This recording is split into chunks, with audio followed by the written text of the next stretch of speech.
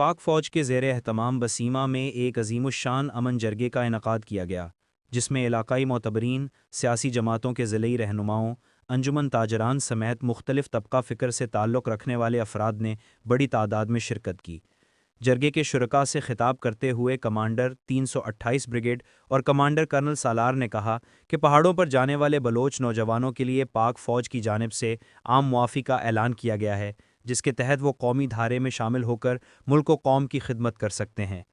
انہوں نے کہا کہ وطن عزیز کے امن و استحکام کے لیے نوجوانوں نے اپنی قیمتی جانوں کا نذرانہ پیش کیا ہے۔ پاک فوج کے جوانوں کی لازوال قربانیوں کی بدولت آج خطے میں امن قائم ہو رہا ہے۔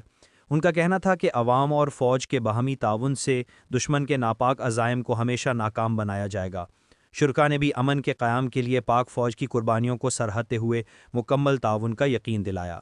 مقامی معتبرین نے کہا کہ فوج نے ہمیشہ عوام کی جان و مال کے تحفظ کے لیے قربانیاں دی ہیں، جنہیں کبھی فراموش نہیں کیا جا سکتا۔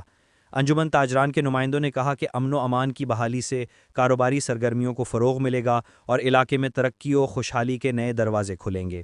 سیاسی رہنماؤں نے اس عزم کا اظہار کیا کہ وہ فوج اور عوام کے شانہ بشانہ کھڑے رہیں گے اور علاقے کو امن اور ترقی کی راہ پر گامزن کرنے میں اپنا کردار ادا کریں گے۔